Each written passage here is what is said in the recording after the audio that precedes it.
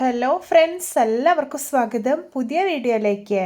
ഇന്ന് ഞാൻ വന്നിട്ടുള്ളത് നോമ്പുതുറ സ്പെഷ്യൽ ആയിട്ടുള്ള തരിക്കഞ്ഞി റെസിപ്പി ആയിട്ടാണ്. വളരെ ഈസി ആയിട്ടും പെർഫെക്റ്റ് ആയിട്ടും ഇത് ഉണ്ടാക്കിയെടുക്കാവുന്നേ ഉള്ളൂ. എന്നും പറയുന്ന പോലെ വീഡിയോ കണ്ടിട്ട് ഇഷ്ടപ്പെടുവാണെങ്കിൽ ലൈക്ക് ചെയ്യുക, ഷെയർ ചെയ്യുക, കമൻറ്റ് ചെയ്യുക, ചാനൽ സബ്സ്ക്രൈബ് ചെയ്യാനും മറക്കരുതേ. പിന്നെ ഫേസ്ബുക്കിലൂടെയാണ് വീഡിയോ കാണുന്നതെങ്കിൽ പേജ് ഫോളോ കൂടി ചെയ്യണേ.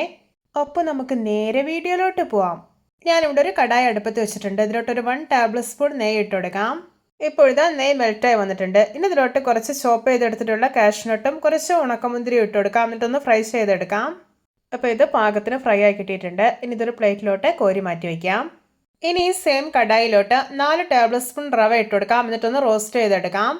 ഒരു മീഡിയം ഫ്ലെയിമിൽ വെച്ചിട്ട് വേണം റോസ്റ്റ് ചെയ്തെടുക്കാനായിട്ട്. റവ കരിഞ്ഞു പോകരുത്. റവയൊക്കെ ചെറുതായിട്ടൊന്ന് മുരിഞ്ഞ് അതിൻ്റെ ആ ഒരു പച്ച ചുവയൊക്കെ ഉണ്ടല്ലോ, അതൊന്ന് പോയി കിട്ടിയാൽ മതി. ഇപ്പോൾ ഇത് പാകമായിട്ടുണ്ട്. ഇനി ഇതിലോട്ട് പാൽ ഒഴിച്ചു കൊടുക്കാം. ഞാനിവിടെ ഈ ഒരു ഗ്ലാസ്സിൽ 2 ഗ്ലാസ് പാലാണ് ഒഴിച്ചു കൊടുക്കുന്നത്. എന്നിട്ട് നന്നായിട്ടൊന്ന് ഇളക്കി കൊടുക്കാം. ഇതൊന്ന് തിളച്ച് വരട്ടെ.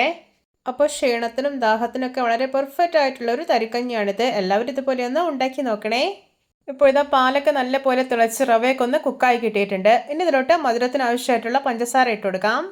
ഞാനിവിടെ ഒരു 5 ടേബിൾ സ്പൂൺ പഞ്ചസാരയാണ് ഇട്ട് കൊടുക്കുന്നത്. ഇനി ഇതിലോട്ട് നല്ലൊരു ഫ്ലേവറിന് വേണ്ടിയിട്ട് 1 ടേബിൾ സ്പൂൺ ഏലക്കപ്പൊടി ഇട്ട് കൊടുക്കാം.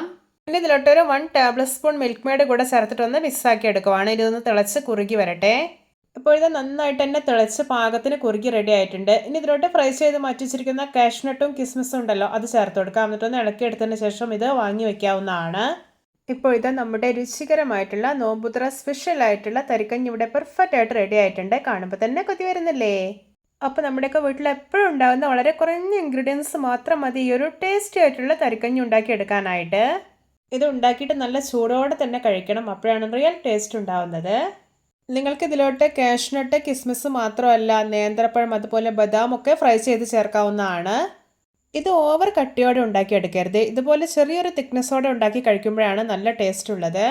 എല്ലാവർക്കും എൻ്റെ സിമ്പിൾ ആൻഡ് ടേസ്റ്റി തരിക്കഞ്ഞി റെസിപ്പി ഇഷ്ടപ്പെട്ടെന്ന് വിചാരിക്കുന്നു. ഇഷ്ടപ്പെട്ടാൽ സപ്പോർട്ട് ചെയ്യാൻ മറക്കരുത്. അപ്പോൾ ഇതുപോലെയുള്ള വെറൈറ്റി വീഡിയോകളായി നമുക്ക് വീണ്ടും കണ്ടുമുട്ടാം. Okay, bye bye.